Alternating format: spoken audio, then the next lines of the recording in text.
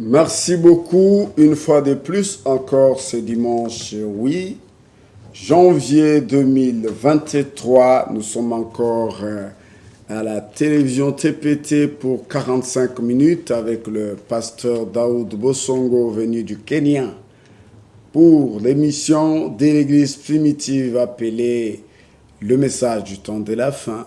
D'où aujourd'hui, il répondra à quelques questions que nous avons des auditeurs. Cette fois-ci, ça ne sera pas seulement un enseignement qu'il va donner, mais aujourd'hui, ça sera question-réponse parce que les auditeurs nous ont beaucoup appelés, nous ont écrit pour que le pasteur puisse répondre quand même à leurs questions. Mais le pasteur m'a dit qu'à l'émission passée, il y avait une partie qu'il n'avait pas terminée. Nous allons lui donner quelques minutes pour qu'il en termine, afin que nous puissions rentrer maintenant dans questions et réponses. Pasteur David, bonjour.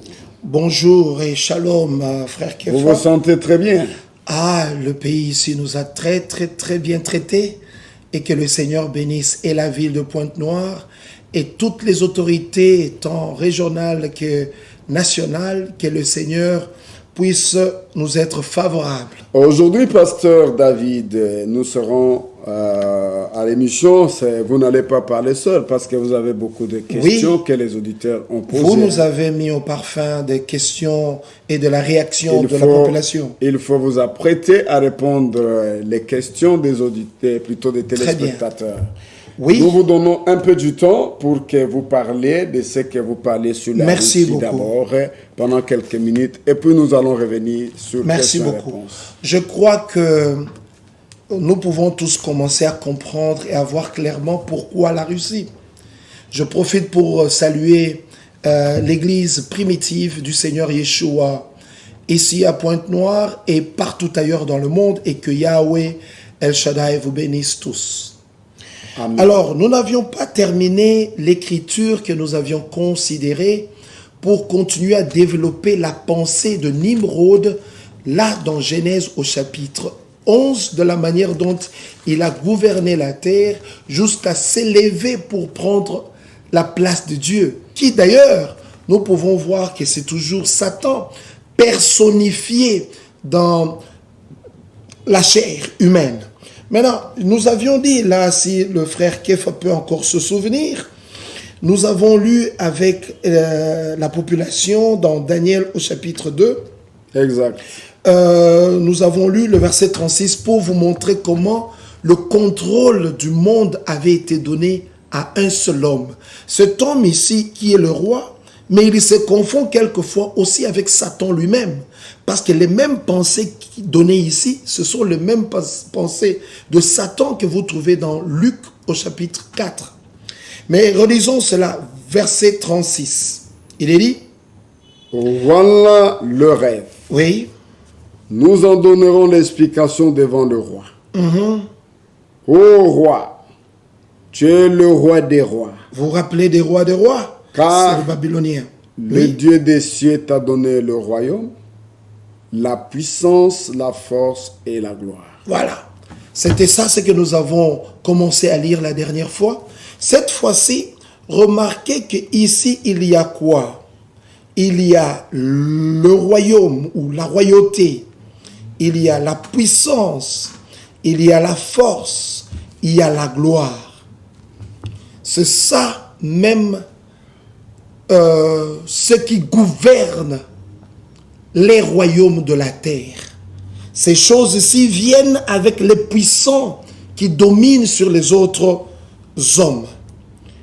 Mais maintenant, regardez ce qui suit après. Dieu, oui, verset 38. Il a remis entre tes mains. Dieu a placé entre les mains du chef babylonien, qui est aussi en même temps Satan. En quelques lieux qu'ils habitent. Maintenant, pourquoi on dit en quelques lieux qu'habitent les hommes? C'est parce que au début, les hommes dans Genèse chapitre 11, ils étaient ensemble, tous ayant le même langage, la même langue et tout.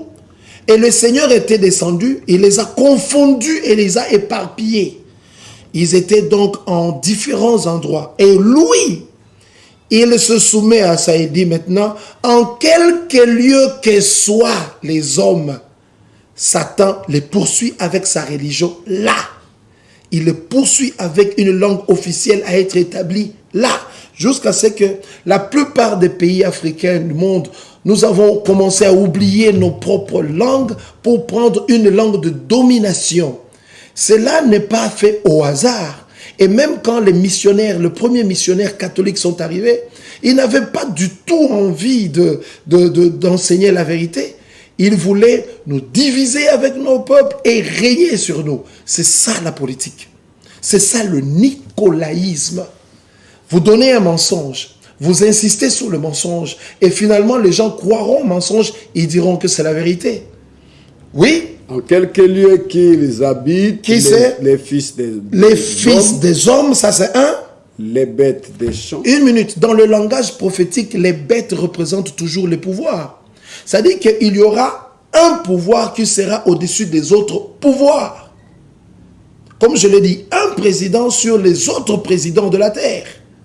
Donc, tous les autres pouvoirs seront sous son pouvoir.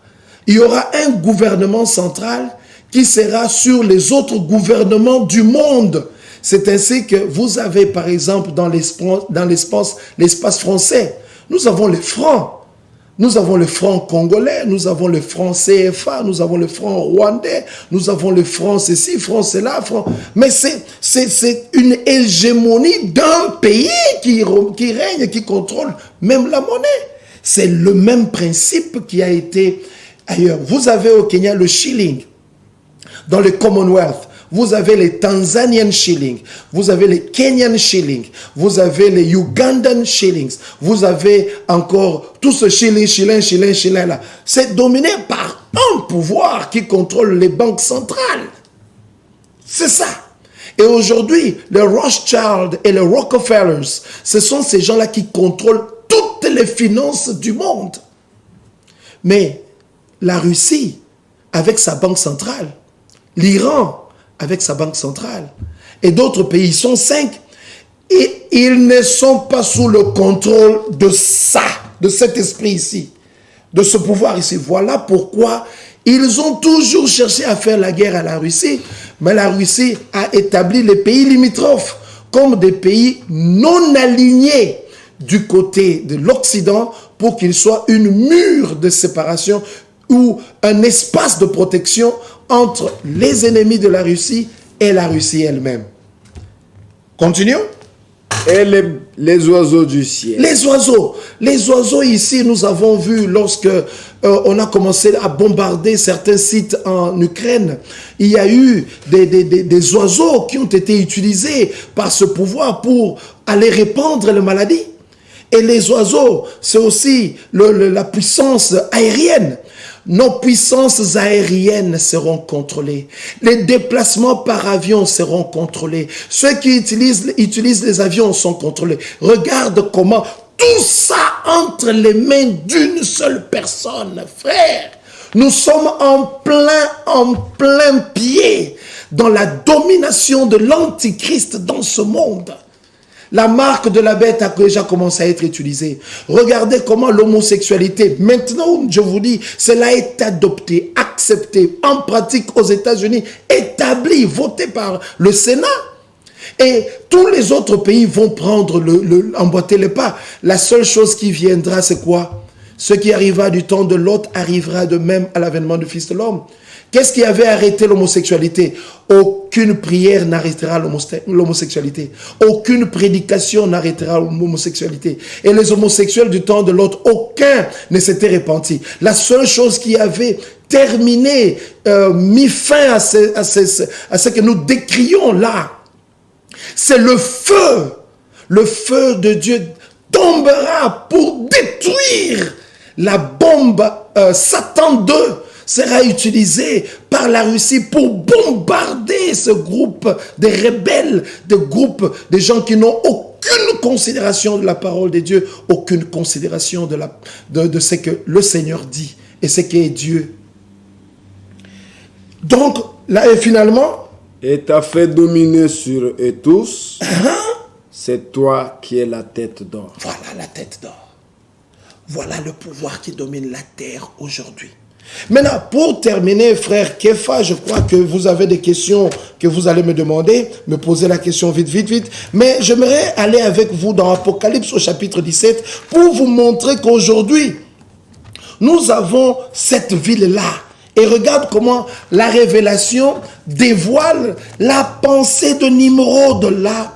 La pensée dévoilée par Daniel est reprise ici dans Apocalypse au chapitre 17. Regardez ce que nous lisons ici. L'un des 7 anges qui tenait les 7 coupes vint me parler. Il dit, viens ici, me dit-il, je te montrerai le jugement de la grande prostituée. Souligner la grande prostituée, c'est une femme. Cette prostituée, c'est aussi une religion. Oui, la grande prostituée qui est assise sur les grandes eaux. Regardez, c'est une femme prostituée, une femme pleine d'infections, une femme pleine de saleté, Elle se met sur les eaux. Les eaux là sont déjà contaminées de toute la saleté de cette femme. Et cette eau là s'appelle la population, les langues, s'appellent les peuples, les nations, les races. Toutes les races et les nations sont dominées par une femme, dominées par une religion. La religion universelle. Et on continue. Les rois de la terre, regardez, tous les rois de la terre sont les maris de cette femme. On commis de la débauche avec elle. Tous les rois, tous les présidents, c'est ainsi que quel que soit le président qui vient au pouvoir, il doit aller à Rome.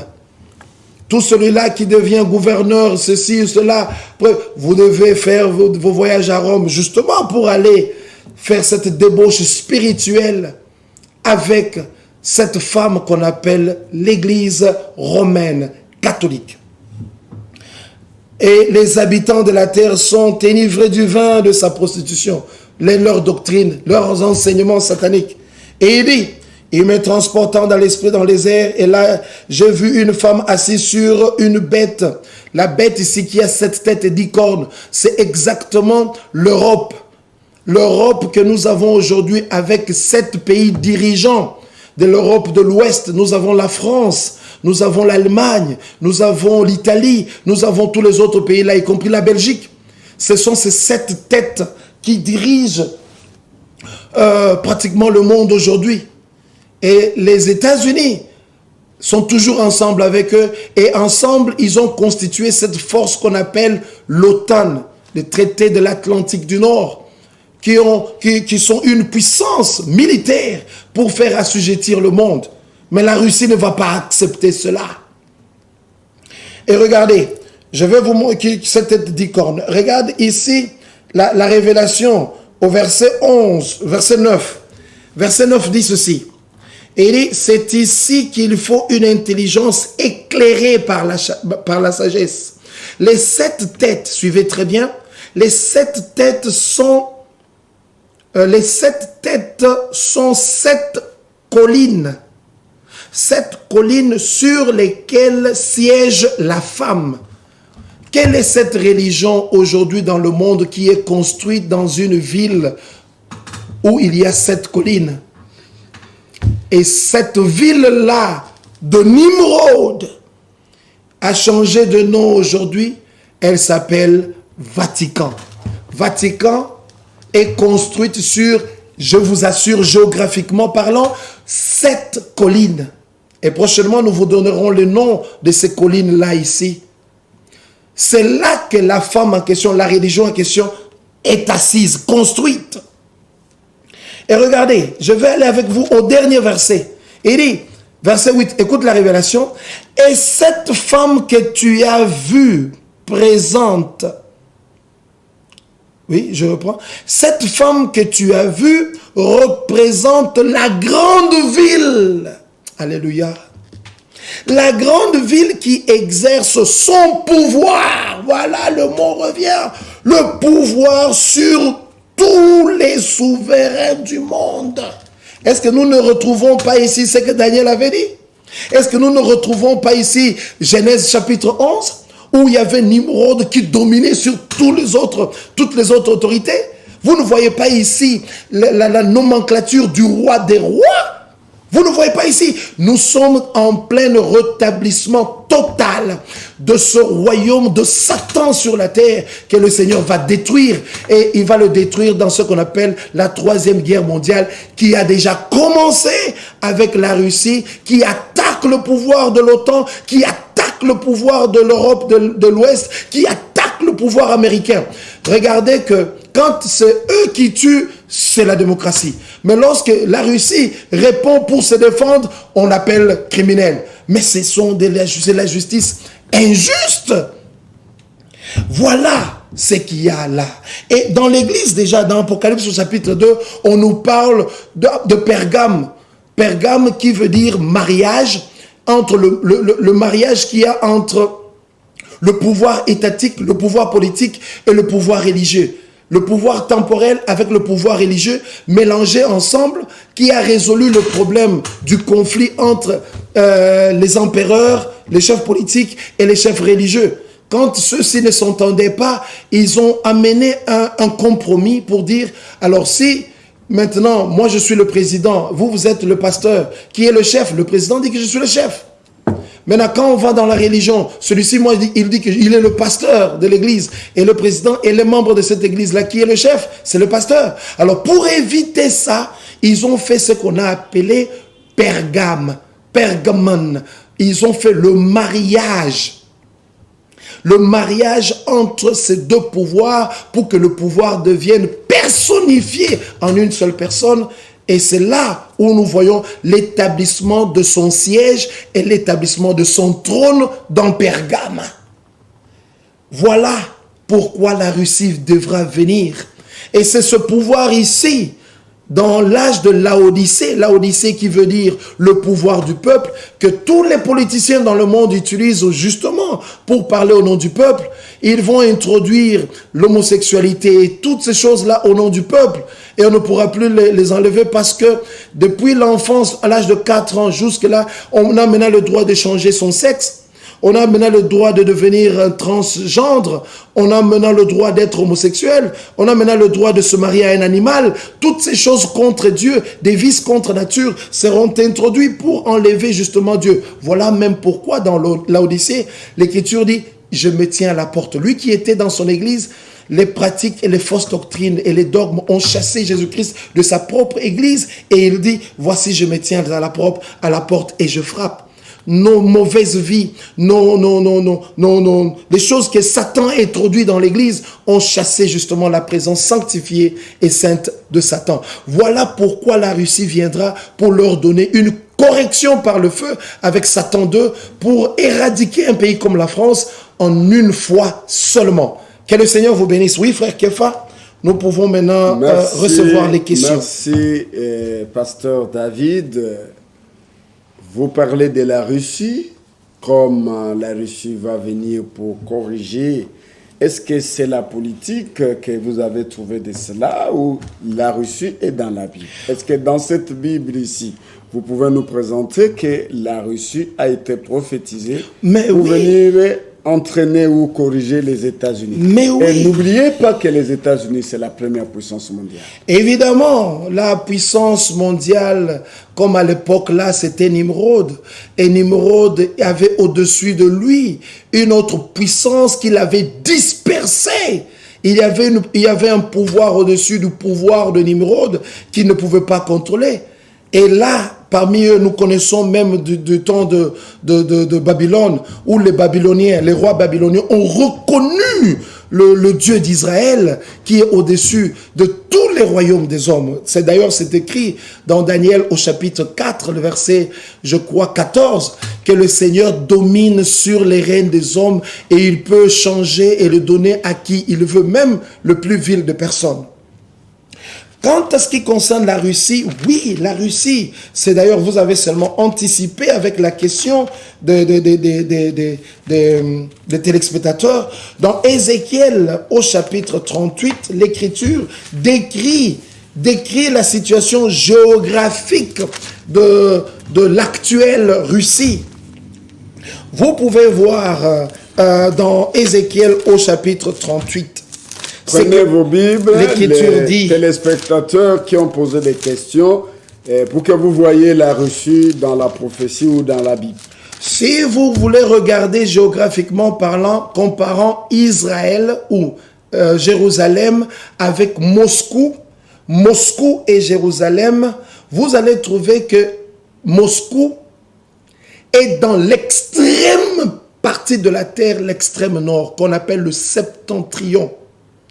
Et vous verrez que la Russie n'est pas au nord d'Israël. C'est un autre pays arabe qui est au nord d'Israël. Mais dans l'extrême nord, c'est là où la Russie est établie. Nous le lisons ici dans Ézéchiel 38. Pasteur Kefa, nous pouvons le voir ensemble là, à partir du premier verset. La parole de l'Éternel me fut adressée en ces mots. Oui. Fils d'homme, tourne ta face vers Gog au pays de Magog. Une minute. Ici, nous avons le roi Gog qui est dans le pays de Magog. Magog, c'est la région, la place, le pays. Et Gog est celui qui gouvernait dans ce territoire appelé Magog. Et ces choses ont des explications. Et regardez, Magog, c'est le fils de Japhet. Japhet, qui veut dire, le Seigneur m'a étendu des larges étendues de portions de terre qui ont été données à Japhet. Ses fils les ont hérités. Magog, qui est le prince suprême de Méshek. Méshek, c'est le mot antique, c'est le mot racine ou le mot étymologique qui est la racine même de ce qu'on appelle Moscou. Méshek, Moscou, c'est le même terme. On continue. Méshek est de Toubal. Toubal qui est aussi le fils de Japhet, dont le nom veut dire tout simplement industrie ou équipement. Donc, cet endroit ici de la terre est marqué non seulement par le roi de Magog, mais aussi le souverain de Moscou ou de Méshek, Rosh, que nous trouvons ici, le prince de Rosh. Oui, allez-y frère. C'est quel verset? Nous sommes là, toujours là, nous sommes dans Toubal. Oui. Il dit, vers le prince de Rosh, de Méshek et de Toubal. Roche, c'est le mot roche que vous trouvez comme source, écoutez-moi très bien, source de ce mot qui a donné aujourd'hui la Russie. Vient du russe, roche, rush en anglais. Russia en anglais, c'est en anglais vous trouvez le mot bien clair comment ça se prononce, c'est le rush. Russia qui a donné en français la Russie. Ici, regardez son positionnement, frère. Allez-y dans la lecture. Et prophétise contre lui. Oui. Tu diras, ainsi parle le Seigneur Yahweh. Oui.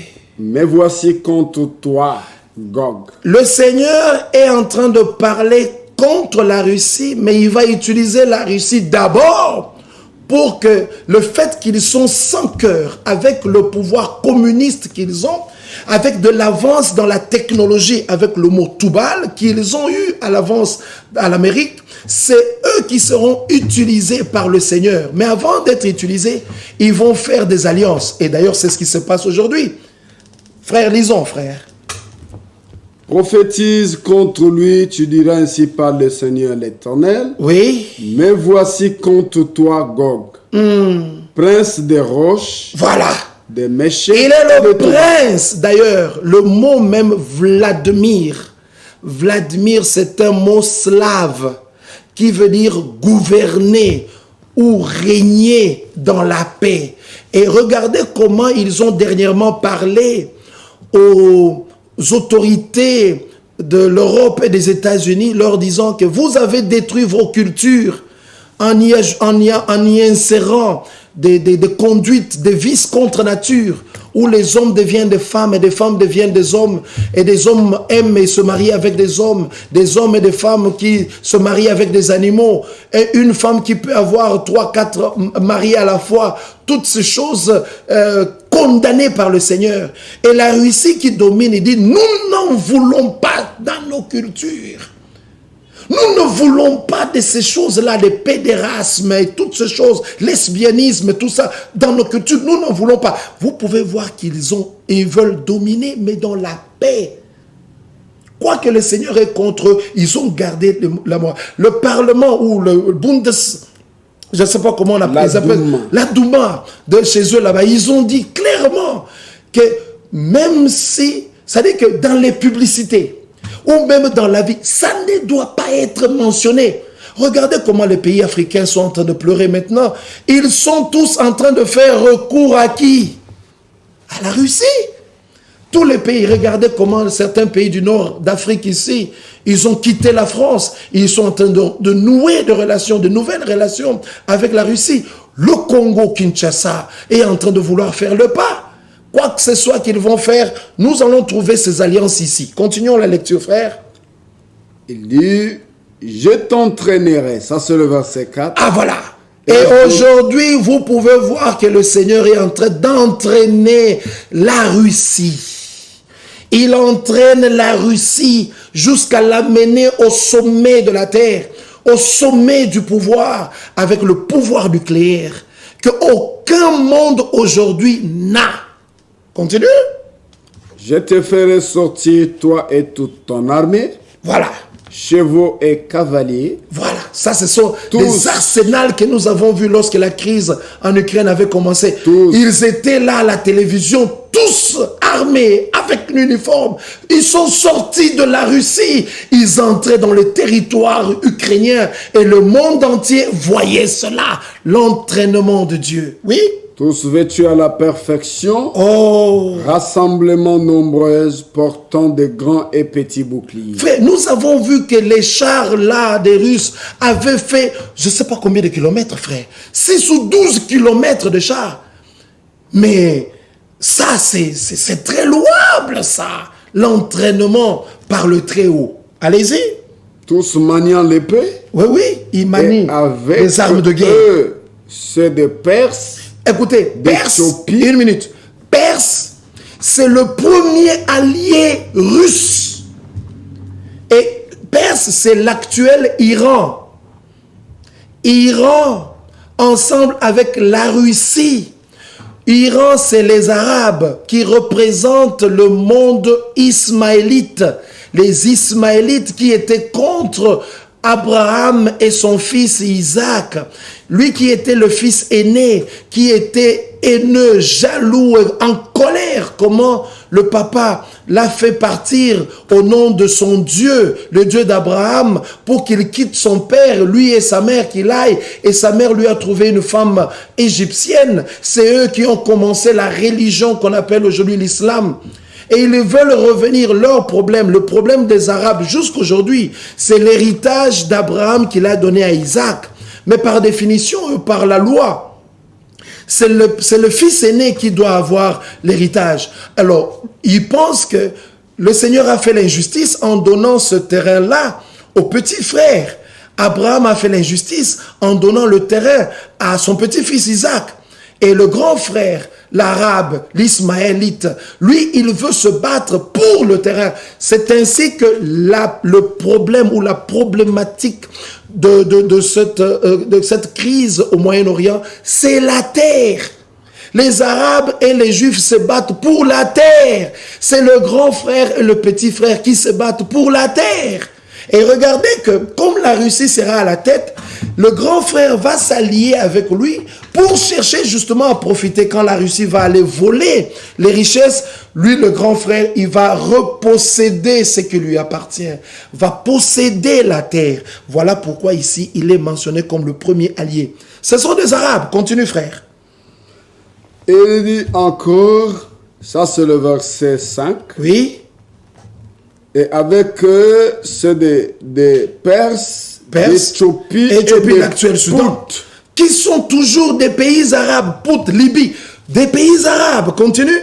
tous portant le bouclier et le casque, Oui, Gomère et toutes ses troupes. oui, La maison de Togarma, au plus profond du nord. exactement.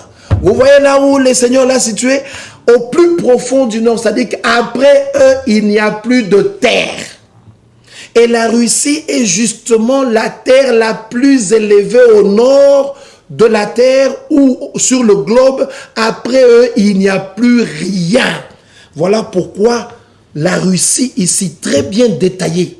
Donc, le Seigneur a parlé bel et bien dans la Bible de la Russie. Nous allons développer ceci pendant les autres émissions au courant de ce 2023. Une autre question, frère. Donc, vous voulez dire, parce que les téléspectateurs m'ont beaucoup appelé pour poser la question, Oui, en disant que Pasteur Daoud, vous avez dit que c'est en Europe, c'est aux États-Unis, qu'il y a beaucoup de l'inceste, l'homosexualité, lesbienne, ainsi de suite. oui. Et c'est pour ça que la Russie doit venir corriger. Mais bien sûr, bien sûr. C'est ce que vous voulez dire. Je suis en train de dire, et je le répète à l'intention de téléspectateurs qui ont posé la question, que ces vices contre nature-là ne se terminent que par le feu. Regardez ce qui arriva du temps de Lot. Lorsque les deux anges qui sont venus dans la maison de Lot, aujourd'hui aussi, le Seigneur qui ne manque jamais de témoins, il y a notre Lot aujourd'hui qui n'opère pas seul, les anges sont avec lui. Et ces gens-là, ils sont venus dire à Lot lorsque les anges sont arrivés, ce sont des gens qui sont toujours contre le travail de Dieu. Tout pasteur qui s'élèvera contre ce système homosexuel, il aura des problèmes comme les anges. Et comme Lot lui-même aussi était contre ça. Lot dit, ne faites pas ce terrible péché. Il a appelé ça un grand mal aux yeux de Dieu. Il dit, ne faites pas cela. Il dit, toi qui t'as établi juge parmi nous ici, si tu blagues, nous te ferons même mieux. Ils ont voulu faire violence à l'homme de Dieu pour entrer, prendre les anges, les hommes de Dieu. Les anges sont les hommes. Les hommes, les femmes, les anges ne sont pas des femmes. La Bible appelle les anges des hommes. Même Gabriel, l'homme Gabriel. Alors, ils ont fait violence pour aller les prendre. Ils ont tous été frappés de l'aveuglement. Aujourd'hui, tous les homosexuels qui pensent que c'est leur droit, c'est seulement un esprit mauvais qui les a aveuglés. Ils sont aveuglés pensant que c'est le droit alors qu'ils ne savent pas, ils sont aveuglés pour être détruits. Et la seule solution qui a fait que cela soit comme ça, a fait descendre Dieu du ciel. Il est descendu pour dire que le cri contre Sodome et Gomorrhe est arrivé jusque vers moi. Et je suis descendu pour voir. C'est dans notre temps aussi ici où le Seigneur descendra pour prendre son église, pour l'enlever dans la gloire et détruire après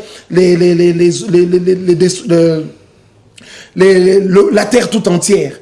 Mais il faut dire, lorsque le Seigneur détruisait Sodome et Gomorrhe, suivez-moi très bien, Lot et ses enfants étaient sortis pour aller à la montagne. Suivez.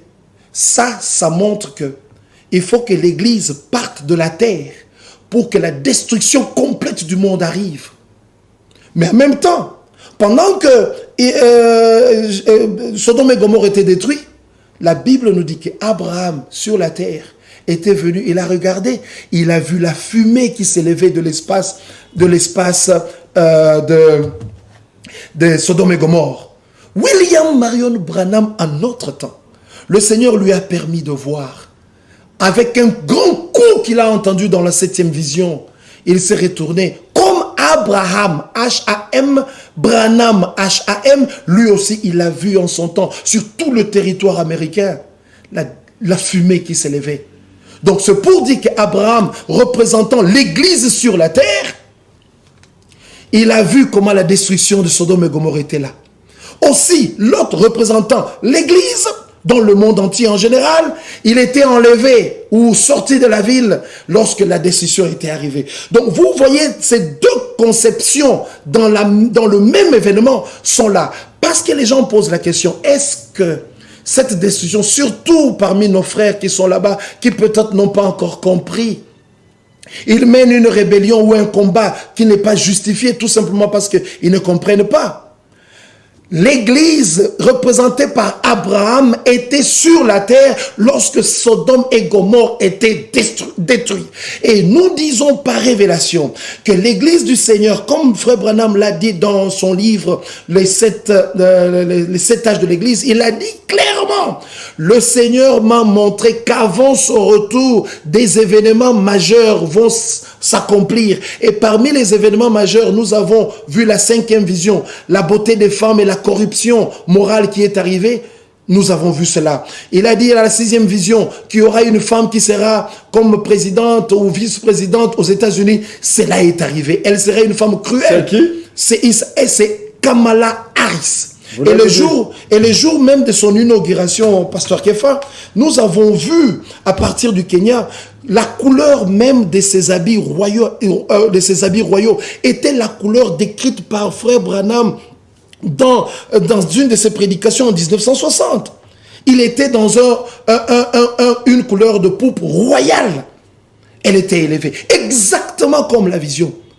Et l'Église est encore sur la terre lorsque cela s'est accompli. Donc, cela est vrai. Et ensuite, il a entendu, après que cette femme soit devenue présidente, un grand coup. Et lorsqu'il s'est retourné, l'Amérique n'existera plus. Le Seigneur, lui, sait comment il va protéger ses enfants pendant qu'il détruira ce pays. Voulez-vous donc dire que pendant que les États-Unis seront bombardés, d'après vous, et d'après votre conception, que l'Église sera sur la terre? Mais bien sûr! Mais j'ai déjà suivi les pasteurs enseigner que la 3e guerre mondiale, et quand tout cela arrivera, dit le prophète Branham, que l'Église ne sera plus sur la terre. Mais comment vous parlez le contraire de tous ces pasteurs-là des tabernacles? Et beaucoup de gens ne comprennent pas ce que le prophète Branham a enseigné. Et aussi parce qu'ils n'ont pas quelqu'un qui peut les orienter pour qu'ils comprennent très bien de quoi il s'agit. Si vous prenez dans Dieu mal compris, enseigné par William Branham, il dit ce que vous dites là. Il dit que d'après mon opinion, seulement parce que je n'ai pas eu à mener cela ici avec moi, d'après mon opinion, son opinion, de Branham, pas la Bible. Non, pas le Seigneur. Ce n'est pas le Seigneur qui lui a dit. Ok. Il a bien souligné, d'après mon opinion, lorsque cela arrivera, l'Église ne sera plus sur la terre. Vous n'avez même pas les brochures là dans votre... Oui, il faut fouiller cela. Ça va prendre le petit temps qui nous reste ici. Mais si on a le temps de lire. Oui, prochainement on lira ça. Mais la correction a été donnée, et nous allons lire, dans le 7 âges de l'Église, où Frère Branham dit clairement que ce que je vous dis ici, c'est le « ainsi dit le Seigneur ». Ah bon? Le « ainsi dit le Seigneur » a corrigé cette pensée branhamiste émise dans certaines de ses brochures, de ses prédications. Mais qu'à cela ne tienne, regardez que c'est une guerre, n'est-ce pas? Ouais. Mais le Seigneur, le Seigneur parlait dans Matthieu 24, à son église qui était sur la terre, lorsqu'ils ont posé la question, dis-nous quand est-ce que ces choses arriveront, dis-nous le signe du temps de la fin, le signe de la fin du monde. Le Seigneur a dit, vous, église, vous entendrez des guerres. Oui, vous avez dit et ça de bruit ici à de la guerre. première émission. Donc, l'Église a déjà été informée par le Seigneur Yeshua lui-même que vous, Église, vous allez entendre et voir des guerres et des bruits de guerre. Ajoutez dans ces guerres-là la guerre de l'Ukraine que nous voyons ici qui va s'aboutir au bombardement de l'Amérique.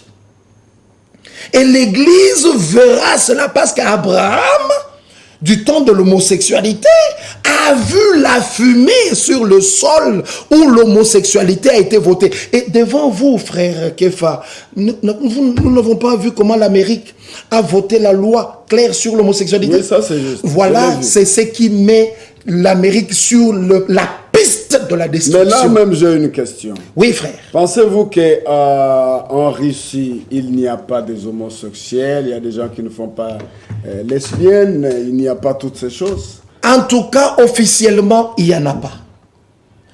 Parce que cela a été voté dans leur parlement ou dans leur sénat, quelque chose comme ça, que même dans les publicités, les gens qui vivent là-bas, toutes ces pratiques sont condamnées. On vous attrape, c'est soit la mort ou la prison. Mais s'il y en a, parce qu'ils ne sont pas parfaits, ils doivent alors vraiment, véritablement bien se cacher. Parce que la Russie ne tolère pas ces mauvaises habitudes-là, exactement comme l'Église du Seigneur ne tolérera jamais qu'il y ait des pratiques satanistes comme ça dans l'Église. Nous vous attrapons dans l'Église, nous vous mettons à la porte. Mais vous aviez encore dit que c'est l'Église catholique qui a amené toutes ces choses. Mais bien sûr. Dans le système oui, politique et religieux. L'Écriture, ça c'est une très excellente question. L'Écriture montre dans les livres de Timothée, dans les épîtres de Paul à Timothée, qu'il arrivera un temps où les gens vont interdire le mariage. Mais l'Église catholique a interdit le mariage aux prêtres, aux évêques. Mais ce sont ces gens-là, et même ça a été décrié plusieurs fois aux informations, que regardez comment les prêtres catholiques, ils ont institué la sodomie. Ils se connaissent entre les frères et ils ont établi aussi la pédophilie. Ils connaissent, ils prennent des enfants. Des prêtres à Boston ont été accusés parce qu'ils ont molesté les enfants. Tout ça, c'est écrit. L'Église catholique a fait ces choses-là et aucun prêtre n'est en prison. Est-ce que vous ne le dites pas parce que vous êtes jaloux de l'Église catholique, parce qu'ils ont beaucoup de membres, des fidèles? Non. Ils ont de grands édifices. Nous connaissons. Parce que vous n'êtes pas contre eux? Parce que c'est ça l'Église de Dieu, la première sur la terre. Non, c'est l'Église première de Satan. L'église qui a été établie par Nimrod, l'église universelle dans Genèse au chapitre 11, c'est ça l'église universelle, l'église de Satan, que la Révélation appelle la synagogue de Satan. Nous ne pouvons pas être contre eux parce que l'Écriture nous avait déjà dit qu'ils auront la majorité. Le monde entier, comme vous pouvez lire dans Apocalypse chapitre 13, adore la bête au nom de la religion catholique. Mais nous, par contre, nous ne pouvons pas être contre eux parce qu'ils auront le monde de toutes les façons et le Seigneur nous a rassuré que lui, il est seulement avec le petit troupeau. Est-ce que vous êtes... Le troupeau que lui-même s'est choisi, il est mort pour eux et c'est eux qui seront Parce sauvés. que nous allons vers la fin, là, on nous signale derrière la technique, là. Oui. Est-ce que vous aviez des preuves que l'Église catholique n'est pas l'Église de Dieu, elle est l'Église du diable? Mais bien sûr! Bien sûr, aucun prophète, aucun homme de Dieu n'a commencé ce qu'on appelle l'Église catholique. Celui qui a commencé l'Église catholique, c'est un politicien qu'on appelle Constantin. En 325 au concile de Nicée, pasteur, c'est lui qui a rassemblé les premiers rebelles et les vrais croyants à l'époque pour accomplir sa vision politique, pour amener la paix, parce qu'il savait que si je peux ramener la paix entre ces deux groupes ici, je régnerai en paix. Et depuis ce temps-là jusqu'aujourd'hui, l'Église catholique et la politique marchent toujours de pair. Regardez encore, l'Écriture nous interdit de faire des images taillées. Cette Église-là est remplie d'images taillées. L'Écriture montre que les évêques doivent être mariés. Aucun évêque catholique n'est marié. L'Écriture montre comment nous devons prier sans faire des prières répétitives. Mais cette Église-là ne fait que des prières à titre de répétition. L'Écriture montre que vous ne pouvez pas être évêque si vous n'avez pas une femme ou des femmes et des enfants. Mais l'Église catholique s'oppose à cette idée-là. Merci. Et beaucoup. ils ont institué des hommes qui n'ont aucune expérience de mariage pour diriger l'Église du Seigneur. Merci beaucoup, pasteur David. Nous allons revenir sur ça que vous prouvez par la Bible, tout ce que vous avez dit. Et aussi parce que même vous, dans le message du prophète Branham, vous êtes divisés. Nous avons les tabernacles de Francis, nous avons les tabernacles de ce qu'on appelle les Barouti. Vous êtes avec le pasteur Cass, le pasteur Aquilas. Vous devez nous expliquer pourquoi vous, dans le message, vous êtes divisés. À la prochaine émission, que nous serons encore sur questions et réponses. Merci beaucoup. Et vous avez très bien suivi le pasteur David Bosongo, venu du Kenya, qui nous a apporté encore... la parole de Dieu, le message du temps de la fin. Il est pasteur à l'église primitive du Kenya et à Nairobi, la capitale. Il est venu ici pour aussi présenter la vérité, le message à la population des Pointes-Noires, aux frères du message du temps de la fin. Nous rentrerons dans les profondeurs de certains sujets en ce qui concerne les sept tonnerres qui vous font la division, tout ça dans le message, avec lui dans les prochaines émissions. Nous vous souhaitons, pasteur, beaucoup de remerciements pour le message que vous nous avez apporté. Que le Seigneur vous bénisse aussi. Que le Seigneur bénisse aussi nos frères qui sont derrière la baie vitrée et aussi tous les frères et sœurs de la ville de Pointe-Noire. En particulier, le pasteur Akilas Moya, qui est vraiment celui qui apporte le message ici à l'église primitive. Si vous voulez nous contacter, c'est très facile. Nous donnons toujours nos coordonnées. C'est les 04, le 431, 31, 84 ou le 06, le 989, 11, 05. Moi, c'est le frère Kefa Moussavou. Et de l'autre côté, vous pouvez aussi joindre le pasteur Akilas Moya, c'est au 06 933 02 35. Passez la bonne journée aujourd'hui et une bonne fin d'année, ou le début de l'année, je voulais dire. Parce qu'aujourd'hui, nous sommes déjà le 8 janvier 2023. Que le Seigneur vous bénisse. Ciao.